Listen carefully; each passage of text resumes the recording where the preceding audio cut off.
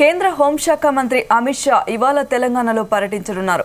హైదరాబాద్ అభ్యర్థి మాధవీలతకు మద్దతుగా నగరంలో రోడ్ షో నిర్వహించనున్నారు. సాయంత్రం 7:05 మహంకాళి ఆలయం లాల్ దర్వాజా నుంచి షాలిబండ సుధా థియేటర్ వరకు ఈ ర్యాలీ నిర్వహించనున్నారు. ఈ ర్యాలీ అనంతరం అమిత్ షా నాంపల్లి బీజేపీ రాష్ట్ర కార్యాలయానికి రానున్నారు. స్టేట్ ఆఫీస్లో ముఖ్య నేతలతో ఆయన భేటీ అవుతారు. ఎన్నికల నేపథ్యంలో ఆయన పలు అంశాలపై దిశానిర్దేశం చేయనున్నట్లు తెలుస్తోంది.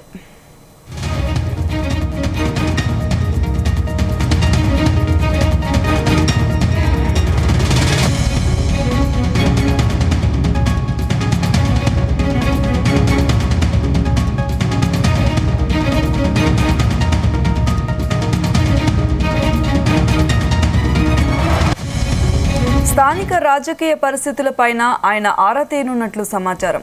పార్టీ ఎన్ని స్థానాల్లో గెలుస్తుంది, ఎన్ని స్థానాల్లో వీక్గా ఉందనే అంశాలపై ఆరా తీసే అవకాశం ఉంది. తెలంగాణలో డబుల్ డిజిట్ స్థానాల్లో గెలవాలనే లక్ష్యంతో బీజేపీ వెళ్తోంది. ఈ నేపథ్యంలో ఈ భేటీ కీలకంగా మారనుంది. కేంద్ర హోంశాఖ మంత్రి అమిత్ షా స్టేట్ ఆఫీస్కి వస్తున్న నేపథ్యంలో కేంద్ర బలగాలు రాష్ట్రానికి ముందుగానే చేరుకున్నాయి. రాష్ట్ర కార్యాలయంలో తనిఖీలు నిర్వహించాయి. భద్రతాపరమైన చర్యలను తీసుకున్నారు. అనంతరం రాత్రి 10 గంటలకు ఐటీసీ కాకతీయకు చేరుకుంటారు. రాత్రి అక్కడే బస్ చేయనున్నారు అమిత్ షా.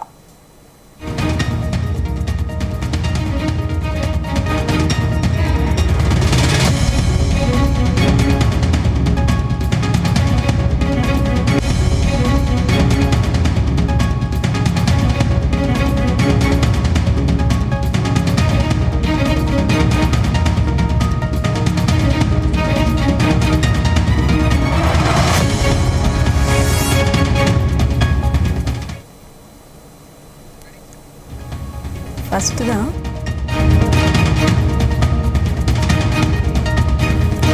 కేంద్ర హోంశాఖ మంత్రి అమిత్ షా ఇవాళ తెలంగాణలో పర్యటించనున్నారు.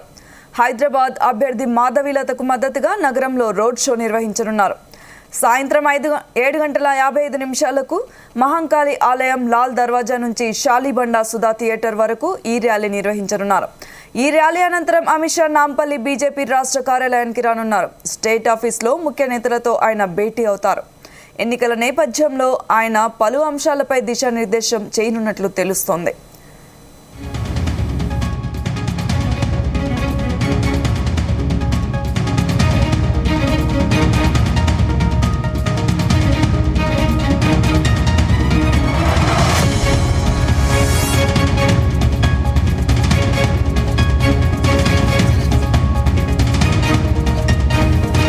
ఇక ఇదే అంశంపై మరిన్ని వివరాలు మా ప్రతినిధి శ్రీచరణ్ అందిస్తారు. శ్రీచరణ్, చెప్పండి.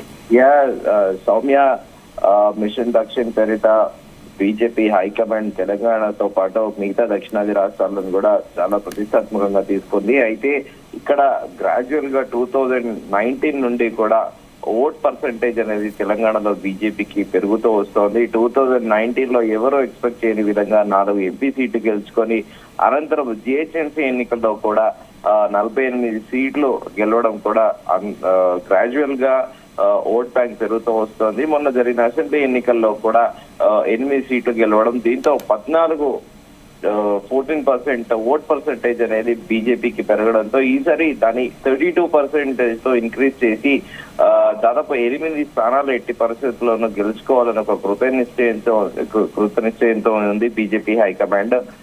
దానిలో భాగంగా ఈ రోజు హోంమంత్రి అమిత్ షా హైదరాబాద్ వస్తున్నారు. సాయంత్రము బీజేపీ అభ్యర్థి హైదరాబాద్ అభ్యర్థి మాధవీలత కోసము ఆయన ప్రత్యేకంగా ఒక ర్యాలీ నిర్వహించనున్నారు.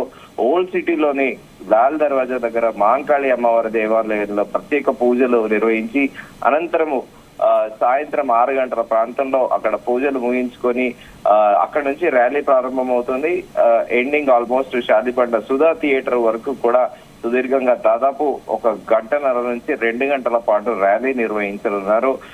అనంతరం కూడా బీజేపీ పార్టీ కార్యాలయంలో అసెంబ్లీ ఎన్నికల కంటే ముందు కేంద్ర హోంమంత్రి అమిత్ షా పార్టీ ఆఫీస్ లో వచ్చి స్థానిక నేతలతో సమావేశమయ్యారు. అనంతరం మళ్ళీ ఈ రోజు ఆ ర్యాలీ అనంతరం కూడా రాత్రి దాదాపు 10 గంటల తర్వాత ఇక్కడ స్థానిక అగ్రనేతలందరితోని కూడా సమావేశం కానున్నారు. అందరూ వెళ్ళాక దాదాపు రాత్రి 10 PM కి స్టార్ట్ అవుతుంది అని బీజేపీ వర్గాలు అంటున్నాయి. ఇప్పటికే సిఆర్పిఎఫ్ దళాలంతా కూడా బీజేపీ పార్టీ కార్యాలయాన్ని తమ ఆధీనంలో తీసుకున్నాయి. సో ప్రస్తుతము హోమ్ మినిస్టర్ ఇక్కడ మాధవీలతకు క్యాంపెయినింగ్ రావడం కూడా ఒక పార్టీ శ్రేణులు కూడా చాలా ఉత్సాహంగా ఉన్నాయి. ఎందుకంటే కేంద్ర హోంమంత్రి అమిత్ షా మొదటి నుంచి కూడా అగ్రెసివ్ గా ఉంటారు. ఆయన ఇక్కడ ఈ రోజు స్పీచ్ ఏం మాట్లాడతారని కూడా సర్వత్రా చాలా క్యూరియస్ గా ఉన్నారు. ఎందుకంటే 2 రోజులుగా కూడా ఒక వీడియో కేంద్ర హోంమంత్రిది జరిగిన ఒక వీడియో డాక్టర్ అయింది కూడా సర్వత్రా చర్చ నడుస్తోంది. ఇక్కడ సోషల్ మీడియా, ఇక్కడ కాంగ్రెస్ కి సంబంధించిన Gandhi Bhavan social media team కి నోటీసులు పంపించడము, నిన్న ముఖ్యమంత్రి రేవంత్ రెడ్డి కూడా ఎన్నికల ప్రచార సందర్భంగా నోటీసులు ఇచ్చి భయపెట్టాలనుకుంటున్నారా, మమ్మల్ని ఢిల్లీకి పిలిచి మీరు నోటీసులు ఇస్తే మేము భయపడతాం అనుకుంటున్నారా, ఏం చేసుకుంటారో చేసుకోండి అన్న చందన కూడా నిన్న ముఖ్యమంత్రి రేవంత్ రెడ్డి బహిరంగ సభలో పేర్కొనడము, అలాగే ఈ రోజు అమిత్ షా హైదరాబాద్ రావడము కూడా సర్వత్రా ఒక ఉత్కంఠ నెలకొని ఉంది. ఎందుకంటే హోరాహోరీగా అన్ని పొలిటికల్ పార్టీలు తమ ప్రచారాన్ని కొనసాగిస్తున్నాయి. ఇప్పుడు గడిచిన కొద్ది రోజులుగా ఈ రిజర్వేషన్ల పైన రచ్చ నడుస్తుంది. వాస్తవికంగా కేంద్ర హోంమంత్రి ఇక్కడ జరిగిన ఒక బహిరంగ సభలో మాట్లాడింది ఒకటి, దాన్ని డాక్టరేట్ చేసి రిజర్వేషన్లు రద్దు చేస్తామా అని చెప్పేసి ఇక్కడ Gandhi Bhavan social media team నుంచి మొదటిసారిగా కూడా వీడియో సర్ఫేస్ అవ్వడము, అది వివిధ రాష్ట్రాలకు పాకడము, వారందరికీ కూడా ఢిల్లీ పోలీసులు నోటీసులు పంపించారు. అలాగే కేసు కూడా నమోదైంది.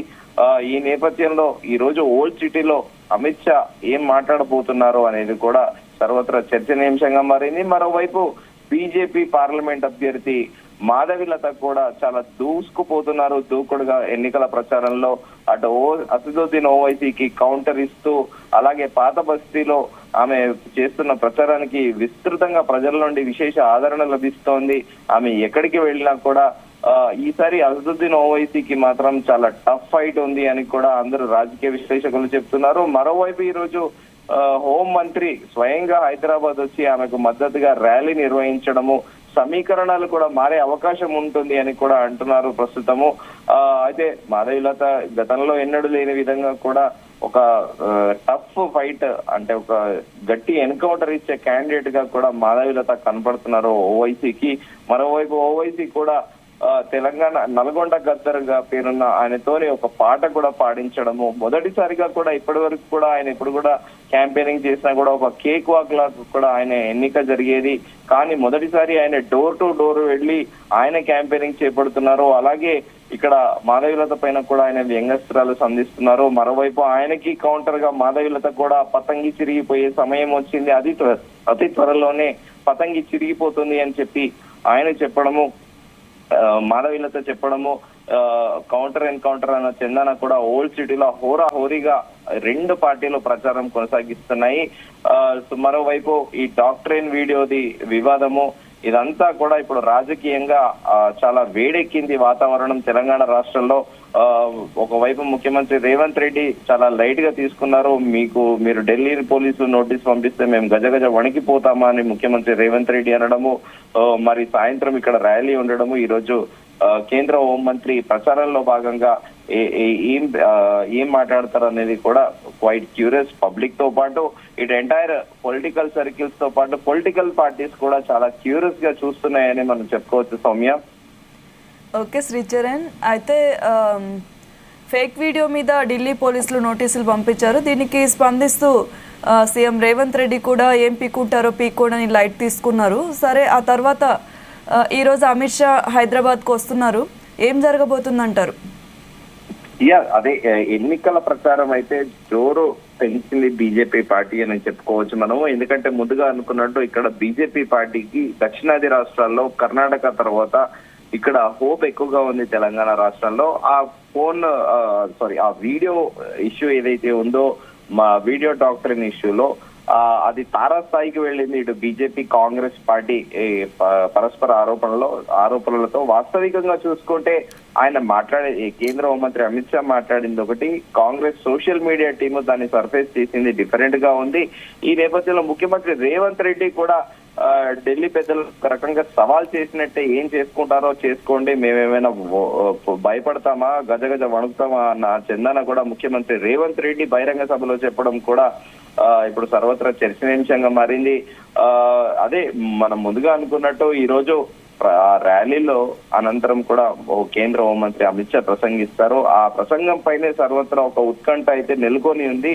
ఎందుకంటే ఇప్పుడు ముఖ్యమంత్రి రేవంత్ రెడ్డి గతంలో కూడా రిజర్వేషన్ లో RSS ఐడియాలజీతోని బీజేపీ రిజర్వేషన్లు రద్దు చేయాలి అన్న నేపథ్యంలో 3 రోజుల కిందట స్వయాన RSS చీఫ్ మోహన్ భగవత్ కూడా హైదరాబాద్ వేదికగా కూడా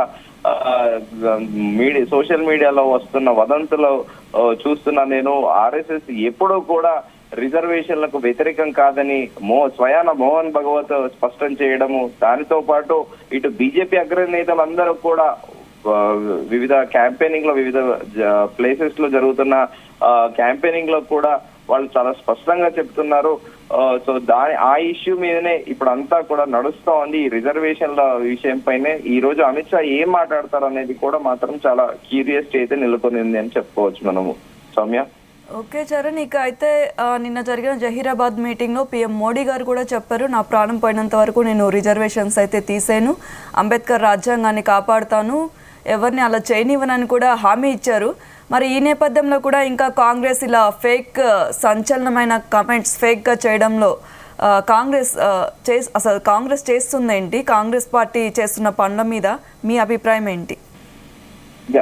బేసిక్ గా ఇక్కడ ఏంటంటే ఈ పార్లమెంట్ ఎలక్షన్స్ లో ఎట్టి పరిస్థితుల్లోనూ సహజంగానే ప్రతి ఒక్క పొలిటికల్ పార్టీ అపోజిషన్ పార్టీ మీద ఆరోపణలు చేస్తూ ఎన్నికల్లో నెగ్గాలని చూస్తుంది. దానిలో భాగంగా కాకపోతే ఈ ఇష్యూ మాత్రము చాలా సీరియస్ గా వెళ్ళిందని చెప్పుకోవాలి. దీంట్లో సాక్షాత్తు ప్రధానమంత్రి, హోంమంత్రి, RSS చీఫ్ కూడా స్వయంగా ఇన్వాల్వ్ అయ్యి దీని గురించి వివరణ ఇవ్వడం కూడా సర్వత్రా చర్చనీయాంశంగా మారింది. వాస్తవికంగా చూసుకుంటే గతంలో ఎప్పుడో ఏదో బహిరంగ సభలో మైనారిటీ రిజర్వేషన్లు రద్దు చేస్తామన్నారు, కానీ ఈ SC, ST, OBC ఈ రిజర్వేషన్లు రద్దు చేస్తామని ఎక్కడ కూడా బీజేపీ అగ్రనేతలు ప్రకటించలేదు. కానీ కాంగ్రెస్ మాత్రం దాన్ని ఒక ఇది అస్త్రంగా ఉపయోగపడుతుందని భావించి దాన్ని ఆ వీడియోని మార్పింగ్ చేసి ఆ వీడియోని ఎడిట్ చేసి కంప్లీట్ గా టోటల్ గా డాక్టరైన్ చేసి దాన్ని సోషల్ మీడియాలో వదిలి దేశవ్యాప్తంగా వైరల్ చేశారు. నిన్న ప్రధానమంత్రి కూడా ముఖ్యమంత్రి రేవంత్ రెడ్డికి కౌంటర్ ఇచ్చారు. ఆయన కూడా అన్నారు, నేను పార్టీలో ఉన్నాను, పార్టీ కండువతోనే నేను పోతాను, అలాగే రిజర్వేషన్లకి మేము ఎప్పుడు రద్దు చేయం, రిజర్వేషన్లకి కట్టుబడే ఉన్నాము, మేము SC, ST బలువబడిన వర్గాల కోసమే మేము పనిచేస్తామని ప్రధానమంత్రి స్వయంగా నిన్న స్పష్టం చేశారు. అలాగే ముఖ్యమంత్రి రేవంత్ రెడ్డి కూడా కౌంటర్ ఇచ్చారు. ఇక్కడ ప్రజల నుండి వస్తున్న పన్నులు అవన్నీ RR ట్యాక్స్ రూపేణ ఢిల్లీకి సంచులతో వెళ్తున్నాయి. అలాగే ఇక్కడ RRR అని ఒక మంచి మూవీ వచ్చింది తెలుగు ఫిలిం ఇండస్ట్రీలో, కానీ మాత్రం ఇక్కడ RR మాత్రము సపరేట్ ట్యాక్స్ వసూలు చేస్తున్నారని కూడా ముఖ్యమంత్రి రేవంత్ రెడ్డికి స్వయాన ప్రధానమంత్రి నరేంద్ర మోదీ కౌంటర్ ఇవ్వడము. ఇప్పుడు ఇదంతా కూడా రాజకీయంగా హాట్ గా నడుస్తోంది ఎలక్షన్ క్యాంపెయిన్. అయితే ఇక్కడ కాంగ్రెస్ కి ఏంటంటే బేసిక్ గా ఇప్పుడు బీజేపీ తమ ప్రధాన ప్రత్యర్థిగా చూస్తుంది, BRS ని పెద్దగా పట్టించుకోవట్లేదని చెప్పాలి. ఎందుకంటే బీజేపీకి ఇక్కడ ఎడ్జ్ ఉంది, దాదాపు 8 నుంచి 10 సీట్లు గెలుచుకునే అవకాశం ఉన్న నేపథ్యంలో కాంగ్రెస్ నాయకులందరూ కూడా స్వయాన ముఖ్యమంత్రి రేవంత్ రెడ్డి కూడా మాకు 14 సీట్లు వస్తాయని మొదటి నుండి కూడా చాలా కాన్ఫిడెంట్ గా ప్రచారం చేసుకుంటున్నారు. ఇదొక ఎత్తులో పై ఎత్తులో భాగంగా రాజకీయ వ్యూహంలో భాగంగానే ఎవరికి వాళ్ళు కూడా ప్రచారం జోరుగా చేసుకుంటున్నాయి. సో ఈ ఇష్యూ మాత్రం రిజర్వేషన్ల ఇష్యూ మాత్రము ఈ రోజు మరింత ఉత్కంఠ రేపుతోంది అని చెప్పుకోవాలి. ఎందుకంటే హోం మంత్రి ఈ రోజు అగ్రెసివ్ గా స్పీచ్ ఇస్తారా, లేకపోతే దాన్ని తేలిగ్గా కొట్టిపారేసి ముఖ్యమంత్రి రేవంత్ రెడ్డిని అడ్రస్ చేస్తూ ఏమైనా ప్రకటన విడుదల చేస్తారా అనేది మాత్రం ఒక ఉత్కంఠ అయితే నెలకొని ఉందని చెప్పుకోవచ్చు మనము. Soumya. Okay right, thank you Sricharan.